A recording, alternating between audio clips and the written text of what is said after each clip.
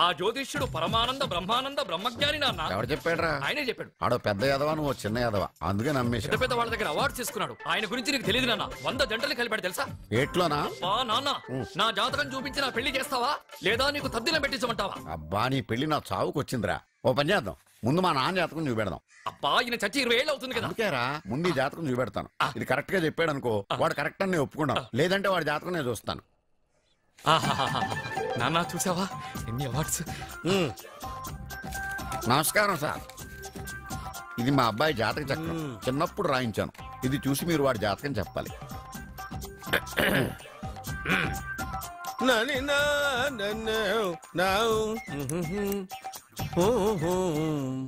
మీ వాడు పెద్ద పెద్ద చదువులు చదువుతాడండి. నేను అప్పుడే చెప్పాను కదా. కరెక్ట్. మీ వాడికి పెళ్లిడు వచ్చిందండి. నేను అప్పుడే చెప్పాను కదరా. ఓహో ఓహో, మీ వాడికి పెద్ద గొప్ప సంబంధం వస్తుందండి. నేను అప్పుడే చెప్పాను కదరా.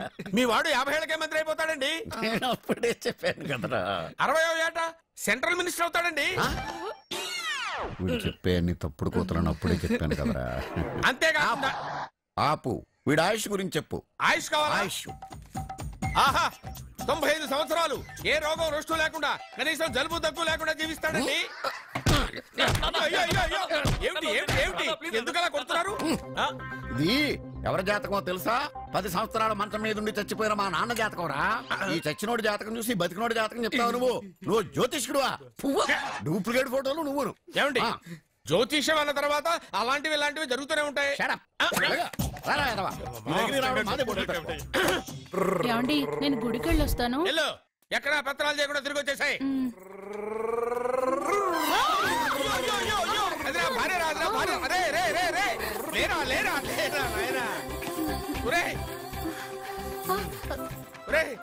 పని మీద వెళ్ళేవాడిని చూశాను గానీ పని కట్టుకుని మా ఆవిడ తగిలేవాడిని నిన్నే చూశాను రా. ఏదో పిల్లలకు భోజనం తీసుకెళ్లే తొందరలో తగిలాను. అలాగే వెళ్ళు. ఏయ్, నువ్వెక్కడికే? వెళ్ళు నువ్వు వెళ్ళు వెళ్ళు, అది నేను పంపిస్తాను. వెళ్ళు. బావా, నాదో చిన్న ప్రశ్న. వద్దంటే వదిలేస్తాను. అడగరా, అడుగు అడుగు. మూగోడు నీళ్ళు కావాలంటే ఎలా అడుగుతాడు?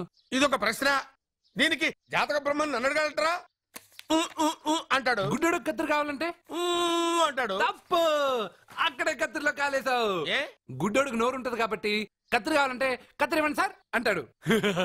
20 ఏళ్ల నుంచి కష్టపడుతున్నాను, నాకు ప్రమోషన్ లేదు, బిడ్డ లేదు. దానన్న బంగారం ఇట్రా.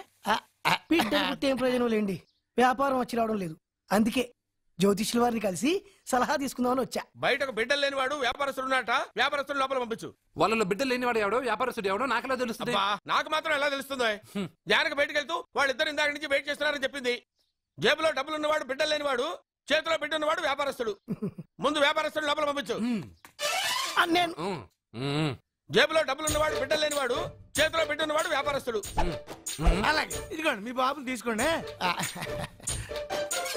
వీడు మీ బిడ్డ? ఆ కుర్చీ లాక్కుని కూర్చో. బాబా, నాకు చిన్న డౌట్. మధ్యలో ఎంట్రీ లేవు.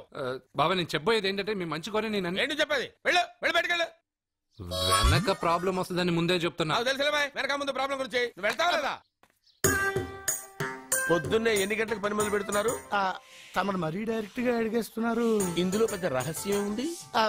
పొద్దున్నే ఎన్ని గంటలకి షట్టర్ ఎత్తుతున్నావు? షట్టర్ అంత అంత కరెక్ట్ గా ఎలా చెప్పగలను సార్? ఏదో సమయానుకూలంగా పరిస్థితులను బట్టి. అల్లా కుదరదు. పొద్దునే లేచి శుభ్రంగా స్నానం చేసి తర్వాత దేవుడికి నమస్కరించుకుని అగరత్తులు వెలిగించుకుని పని ప్రారంభించు. అలా చేసినా ఏం ఫలితం కనిపించలేదు సార్. కనపడలేదా? అవును సార్.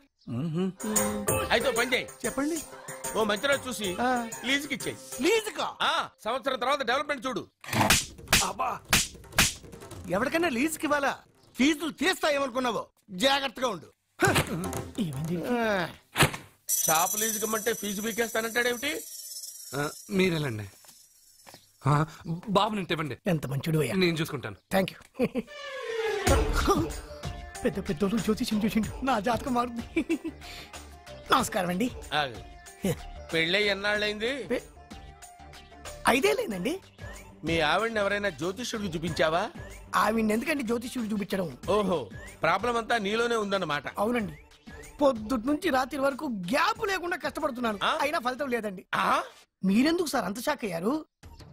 మార్నింగ్ 7 నుంచి గ్యాప్ లేకుండానా? యా. అంటే రెస్టే లేదా? ఆఫ్ కోర్స్ ఆదివారం కూడా రెస్ట్ లేదు సార్. అంటే 1 వీక్ అంతా 7 days. వారానికి 7 రోజులు, ఆ. నెలకు 30 రోజులు, ఆ. సంవత్సరానికి 365 రోజులు. ఛీ, నువ్వు ఒక మనిషివా? పిల్లలు లేకపోతే 365 రోజులు భార్యని హింసిస్తావా?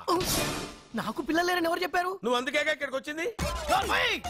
నేను వచ్చింది నా వ్యాపారం జరగట్లేదని. ఇందాక వచ్చినప్పుడు పిల్లలు లేరని వచ్చాడు. వాడికి చెప్పాల్సింది నాకు చెప్పి, నాకు చెప్పాల్సింది వాడికి చెప్పి నా భార్యను అవమానిస్తావా? అమ్మా అమ్మా అమ్మా కొడితే కొట్టాడులే, సెట్ చేసి వెళ్ళాడు. అవా ఆ, నాకు చిన్న డౌట్. వచ్చిందా? నీకు డౌట్ వస్తే నేను అవుట్ రా. అవుట్ అంటే ఇంక అడగనులే. నమస్కారం అండి. ఆ, మీరే కదా జ్యోతిష్య సింహ స్వర్ణ కంకణ గ్రహీత ఆగు. ఇప్పుడు చెప్పు. బ్రహ్మానంద పరమానందం గారు. నీకేం కావాలో అడుక్కో.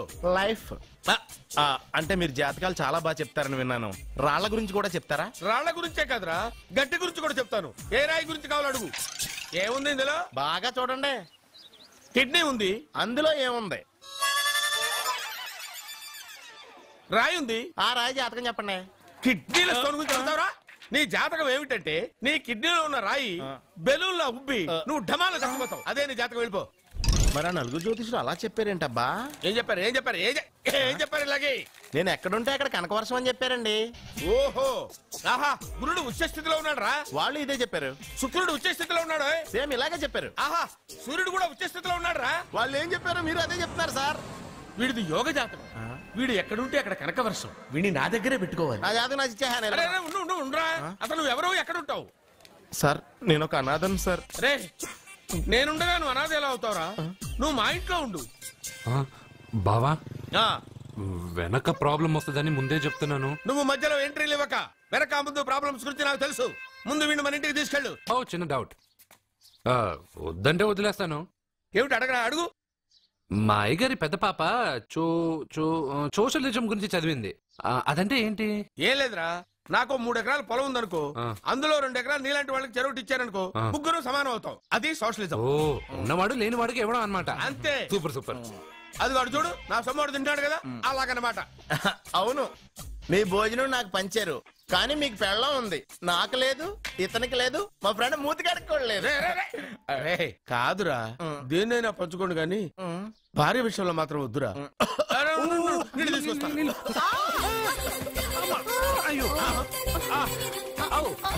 సూపర్ యాక్షన్ యాంగిల్ ఎంత రొమాంటిక్ గా ఉందో. One more round please, one more round please. ఇది పట్టుకో. ఒరే త్రాసుడా, ఏ కళ్ళు నెత్తికెక్కాయా? నా పెళ్ళాన్ని తగలకుండా నడవలేవా? గుద్దింది నేనండి, వాడు కాదు. కానీ దొల్లింది వాడండి, మీరు కాదు. నువ్వు వెళ్ళరా. మ్మ్. మ్మ్. వీడోకేనండి. వాణ్ణి తీసుకొచ్చి ఇంట్లో కూర్చోపెట్టారేంటి? పూటకి పావు బస్తా లేచిపోతుంది. ముందు వాణ్ణి బయటికి గంటండి. ఓ పిచ్చి మొహమా, వాడు మన ఇంట్లో ఉంటే కనకవర్షం కురుస్తుంది. ఆ, మన ఇంట్లో ఉన్న పాత్రలన్నీ బంగారు పాత్రలు అయిపోతాయి. బీరువాలో ఉన్న నగలన్నీ వజ్రాలు అయిపోతాయి. నీ నాచీర్లన్నీ పట్టు చీరలు అయిపోతాయి. ఆ.